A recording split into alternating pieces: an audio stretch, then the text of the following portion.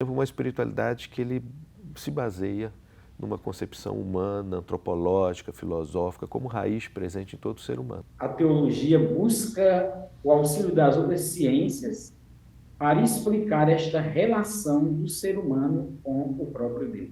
A espiritualidade não é senão o espírito do indivíduo, pessoal e grupal, enquanto relacionado com a totalidade da realidade.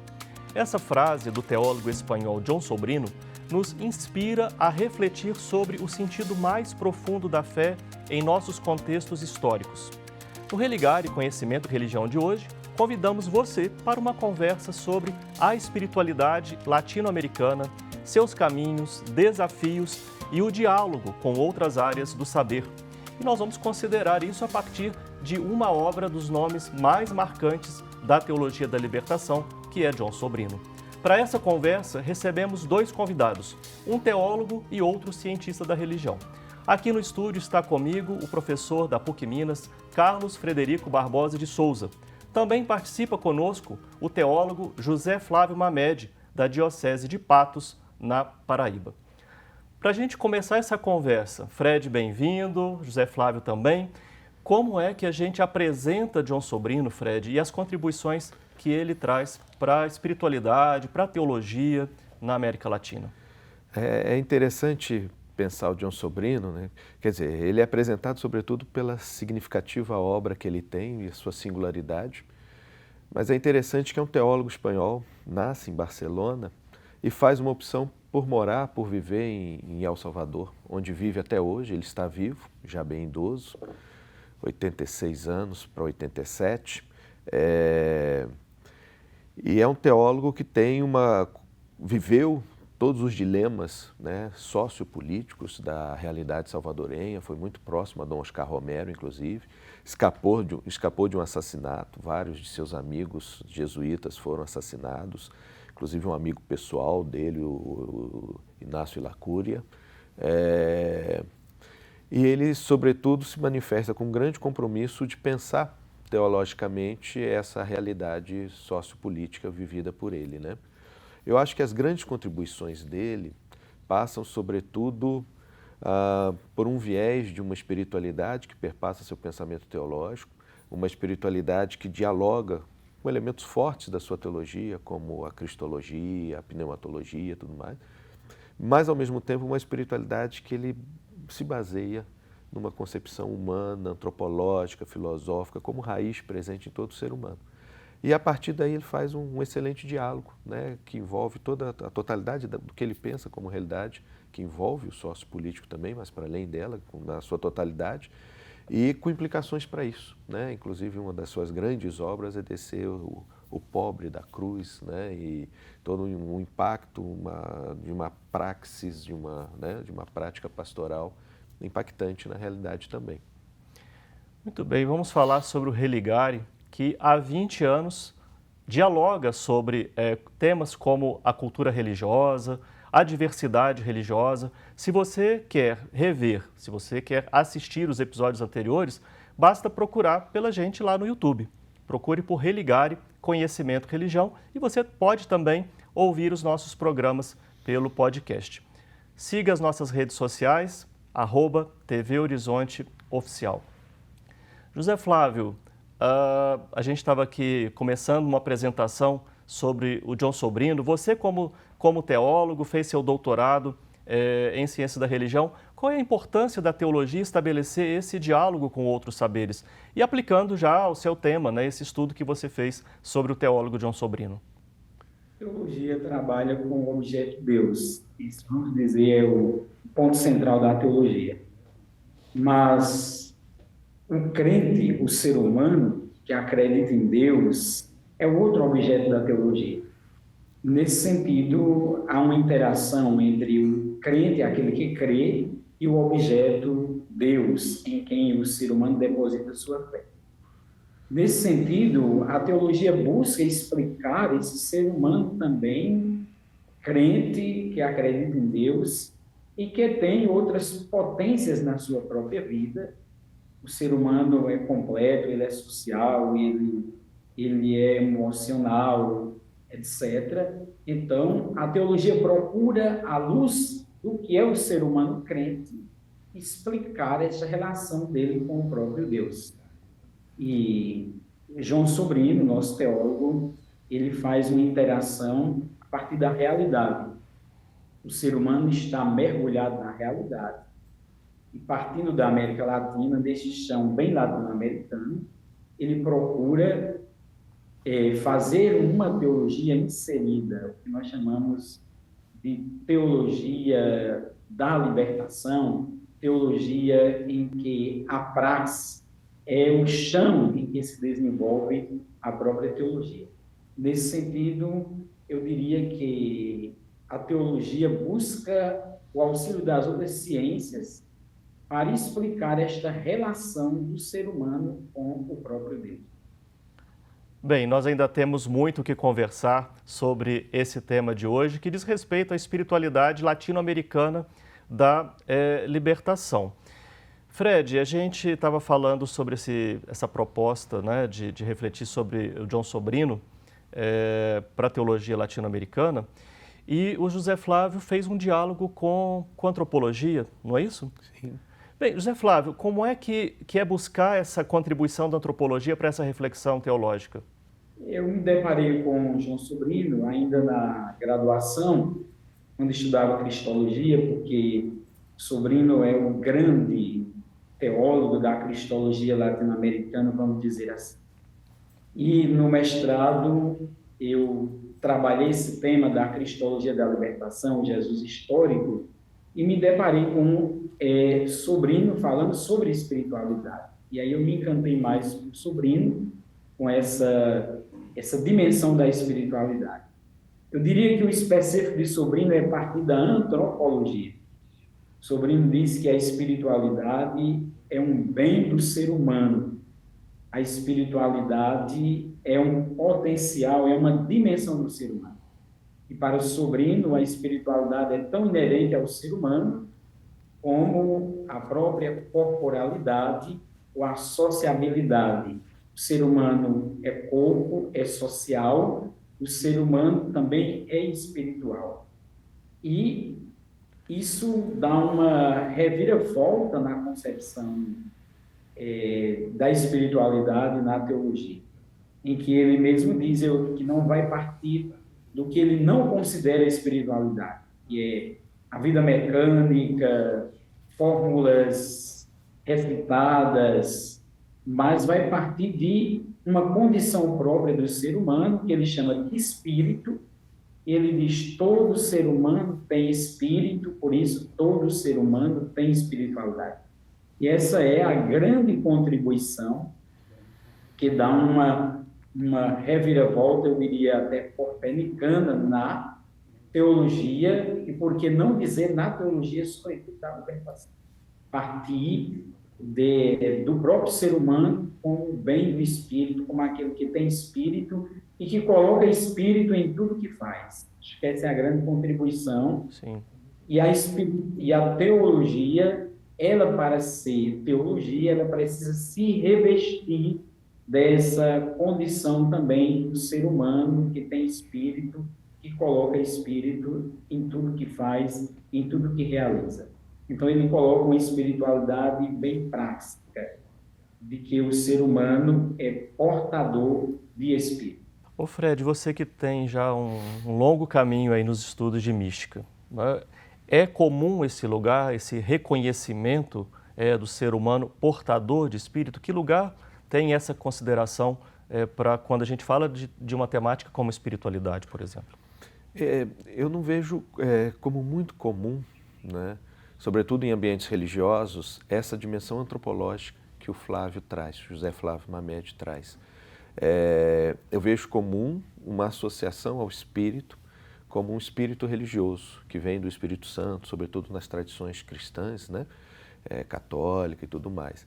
O que eu acho que é singular do João Sobrino, e que hoje tem se espraiado esse tipo de conhecimento, é uma noção de espírito como condição humana, né? Como uma dimensão humana de construção de sentido profundo, de abertura para uma transcendência, não necessariamente religiosa, mas que perpassa o cotidiano da vida, do existir na medida em que eu resgato, né?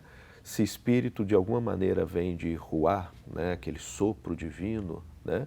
Quer dizer, quando a minha vida está perpassada por um sopro existencialmente marcado, quer dizer, ela pode estar toda preenchida por esse espírito. Então, essa dimensão antropológica, né? Anterior e prévia a qualquer opção religiosa e é que eu acho que é rico no pensamento de John Sobrino. Essa perspectiva não é muito comum aparecer nos estudos de mística ou mesmo nos estudos de espiritualidade, né? E eu não entendo que essa visão empobrece o estudo da espiritualidade, muito pelo contrário, eu acho que ela enriquece, porque quem lida com espiritualidade, né, como o Flávio falou, vai lidar com a sua corporeidade, vai lidar com a sua dimensão de sociabilidade, com a sua dimensão psicológica, e vai lidar com essa dimensão também pessoal de espiritualidade, que dá profundidade à vida, que dá sentido à vida, que dá capacidade de conexão com a realidade, com o cosmos, com a natureza, com os outros, né? A partir daí, bem trabalhado, você construir toda uma outra perspectiva, eu acho que você potencializa a espiritualidade religiosa para um campo do sentido pessoal e não para um campo de práticas exteriores que muitas vezes, inclusive, geram intolerância, agressividade entre as tradições religiosas, né? Bom, o Fred vai continuar aqui com a gente, o José Flávio também. Nós estamos falando sobre espiritualidade no contexto da América Latina, espiritualidade no contexto da temática da libertação. Nós voltamos, continue com a gente, daqui a pouco a gente retoma aqui no Religário.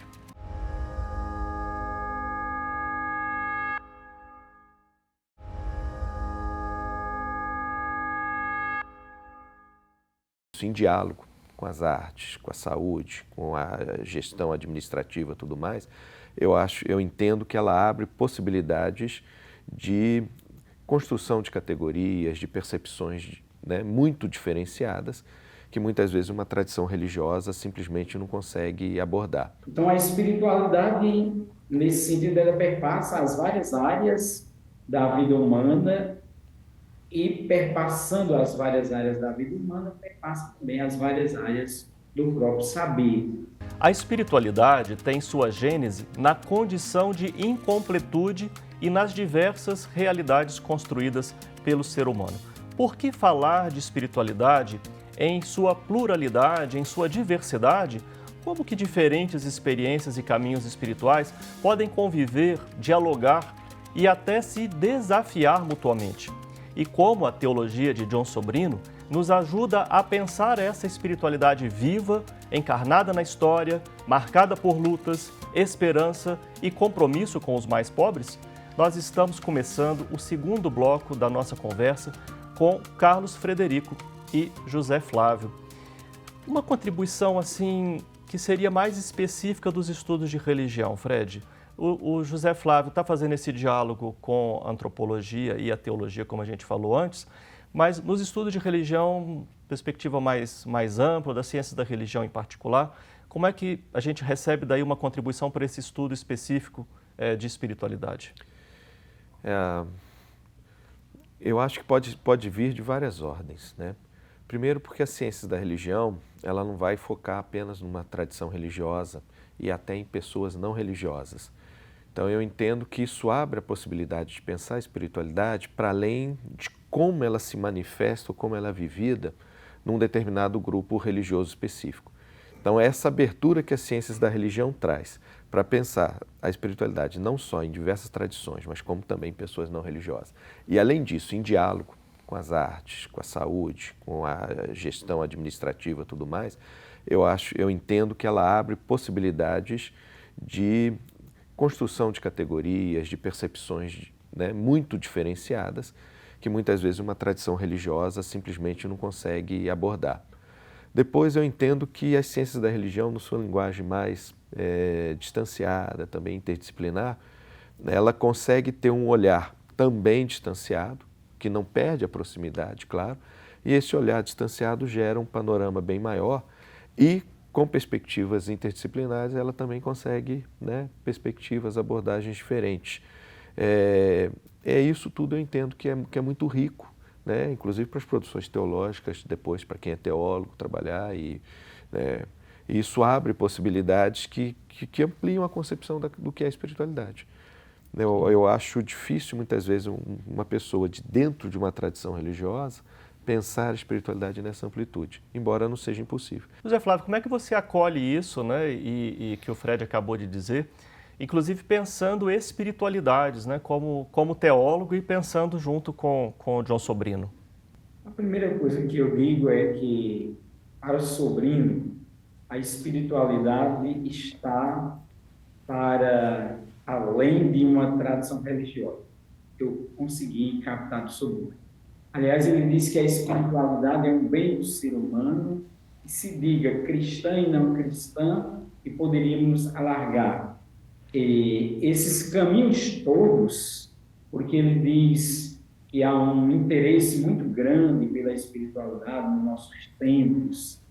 E esses caminhos todos de busca de um sentido para a vida humana, esses caminhos todos de dinamicidade, de desenvolver um potencial que está no ser humano, nós denominamos de espiritualidades. Ele fala de um espírito que não desce, mas de um espírito que já está no ser humano. Então, toda dinamicidade, toda potencialidade que o ser humano tem em buscar um horizonte para a sua vida, ele chama de espiritualidade. Eu acho que o grande risco é não se perder o que de fato é espiritualidade. O grande risco é não perdermos aquilo que consideramos essencial para a espiritualidade. E o essencial é esse potencial, esse bem do espírito que o ser humano tem e que é chamado a desenvolver. Então, a espiritualidade, nesse sentido, ela perpassa as várias áreas da vida humana e, perpassando as várias áreas da vida humana, perpassa também as várias áreas do próprio saber. Esse sentimento de incompletude do ser humano, de busca, de sede do ser humano, em qualquer realidade que ele se encontre, que, para o Sobrino, a espiritualidade passa por 3 pressupostos: ser honesto com a realidade, ser fiel à realidade e ir para além da realidade. Então, o ser humano precisa transformar esta própria realidade pela espiritualidade que ele desenvolve. Então, a contribuição de Sobrino, eu acredito que é vasta demais e tem muito campo para ser estudado dentro desta esfera da espiritualidade. E você sempre coloca nesse elemento da espiritualidade, pelo que eu tenho acompanhado, também vi no seu trabalho, esse elemento história, contexto e um compromisso com as situações de maior vulnerabilidade, compromisso com os pobres, onde que esse aspecto da teologia do Sobrino desafia a teologia de modo geral aqui para pensar a espiritualidade na América Latina. Eu acredito que Sobrino ele quis ou quer renovar a teologia pela antropologia. E ele diz que essa antropologia é também o ser humano pobre, é o pobre da América Latina. Sua cristologia é uma cristologia da América Latina.